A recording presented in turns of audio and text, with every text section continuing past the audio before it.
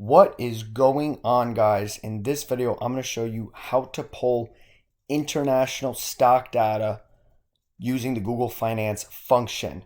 So a lot of people had problems with this in the past, but it looks like there's finally a solution, and it's all thanks to what happened on today's date, which is March 12th, 2021, where Google Finance broke.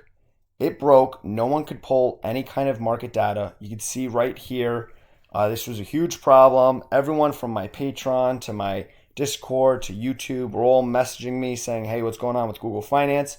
It was this huge global outage where no one was able to pull any data. Everyone rushed to the internet and started messaging Google and saying, hey, we got to fix this. What's wrong with it? And I don't think it was an error. I actually think it was a major update, and the update included us being able to now better pull international stocks. It's a lot easier to do that. I think now there's more tickers we could pull from Google Finance, and we don't have to rely on sites like Yahoo Finance or FinViz, which can easily change their codes at any point, and then it breaks our entire spreadsheet. We don't have to worry about that stuff anymore, and we may be able to just focus on Google Finance. The only downfall, though, if we go back here and we go over here, there's still no dividend data. I know that's a big thing that people want. So if we can't pull dividend data, we still need to rely on Yahoo Finance or FinViz for dividend data. If a Google developer is somehow watching this video, why don't you guys have dividend data for stocks? You have everything else. Give us that, please. We're begging you. Anyway, let's get into this video. But before that, guys, the stuff I'm going to show you, I think at least deserves a smash of the like button and a subscribe if you haven't already. And then on top of that, check out my Patreon, check out my Discord. Every single tracker I've ever made is on my Patreon if you don't have the time to sit down and make any of it. But let's dive in. Guys, for those of you who don't know, if this is the first time you're actually learning about Google Finance function, it's very cool and it's very simple. All you have to do is hit equals, start typing in Google, and then this should pop up, Google Finance. And then you could put in any ticker whatsoever. It has to be in quotations, right? So how about Apple? And then if you close that, it will generate the current price. This is Apple's current price. Now you can take it a step further, and instead of doing that, you could just select the cell that it's in. So you can see right here, equals Google Finance, B1, comma, price. It'll pull price. Or price open, high, low, volume, market cap, name, volume average, PE, EPS, 52 high, 52 low, change, beta, change percent, close of yesterday, shares, and even the currency that it is traded on. So this is a very powerful function where you can make awesome stock trackers. This is one of them that I have. You can make these really cool stock market trackers. I have even more detailed ones as well. But you could do all this, but the only problem is you may run into some problems if you're trying to use international stocks. Before this video, and before today's date, it was very hard to pull international stocks from Google Finance, and that's why we were using Yahoo and FinViz. But there was a way to do it, which I recently learned about, but it looks like Google Finance really took that extra step and made it really easy for us. And now watch, we type in BMW, which is on the German market. Look at that. We can now pull that information. We got, I think it's ITC is on the Indian Stock Exchange. Look at that. We got that. So you're thinking, where's the problems that you're talking about? Well, how about let's try to pull this company, TELUS Corporation. This company is a Canadian stock, and its ticker symbol is T. So let's try that. Should be easy. We go here, type in T, hit enter. Oh no, we're now pulling AT&T. Why are we pulling AT&T? Why aren't we pulling TELUS, which has the exact same ticker? How do we tell Google Finance, hey, this is the wrong ticker symbol? Well, we need to tell which exchange we're pulling from. So, for example, let's go back to Apple really quick. When we're pulling from Apple, Google will just automatically go to the NASDAQ or New York Stock Exchange and find the ticker you're looking for before any other stock exchange. So what we have to do is tell Google Finance, hey, go to the NASDAQ and find Apple. Now we're not giving it, the freedom. We're saying, hey, we want you to go directly to the NASDAQ and find ticker symbol AAPL. So that would be the same with the New York Stock Exchange and find ticker symbol T. Now we don't want AT&T, we want TELUS. So what is the Canadian Stock Exchange code that we need? It's TSCT. Hit enter. Look at that. Now we get TELUS. So we need to learn about what codes we need depending on which international stocks we're trading. Here are some of the codes. So we know the NYSE and we know NASDAQ. We now know the Canadian code, which is TSC. Say we have a stock on the London Stock Exchange, it's LON. Indian is NSE, German, FRA, Brazil, BVMF, and Hong Kong or China is HKG. This is how we can now pull those stocks. So here's another one you may run into an error with. We got NG, National Grid, in London, but if we hit enter, look at that. We're pulling Nova Gold Resources in the United States. Not what we want. So LON, NG, hit enter.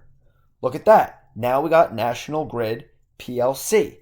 This is exactly how we could pull international stocks. Now you may be sitting at your computer right now thinking, well, I'm in whatever kind of country that I didn't mention, right? Maybe your country's not on this list, or the stock exchange you're trading on is not on this list, and you're not sure where your stock is coming from, so you don't know how to pull that data. Well, it's very simple. Go to Google Finance. Go to the actual Google Finance to find that. It's pretty simple. Go to Google, click on the 9 little dots, right? And then if you scroll down, keep scrolling. I scrolled too far. It's right here, Finance. Click on that. This will bring you to Google Finance. And then if you search a stock, so how about T, right? Let's see, here's T, which is, you see NYSE, New York Stock Exchange. That's the wrong T. Let's type in the company name, TELUS. Look, here's this T. Here's the code, TSE. So this is how we can learn what code we want. So how about we don't know what one NG is on? Oh, NG, National Grid, is on the LON, the London Stock Exchange. That's how we pull these certain stocks. And we can see right here, GBX. So it's pulling GBX, and here's its price. So this is how we can get all this information. We now know the currency it's on, and we know the code that we need. So you can look up any stock. Let me just type in something random. How about, well, all right, I guess GE isn't too random. How about, I don't know, GH. Got NASDAQ, NSC. So here's an Indian stock, right? Maybe I didn't know where GHCL was coming from. Well, it's coming from the NSC. So this is how you search for certain stocks, what codes they're coming off of. And then once you figure out what the code is, ironically, they're flip-flopped here, but in Google Finance function, we just have to switch the two. Instead of the ticker coming first, then the code after, it's the code, then the ticker. So if we jump back, and if we go here, you could see I have it all right here. Code, then ticker. Code, then ticker. But here's everything I was able to pull. We get all of the company names that way. Here's all of the market prices. And then even better, we get all of the currencies, which I think is very cool. So we know, okay, where's this currency coming from? It's euros. Or how about this currency or this one? So now we know where all of them are coming from. Now, it's almost perfect, guys.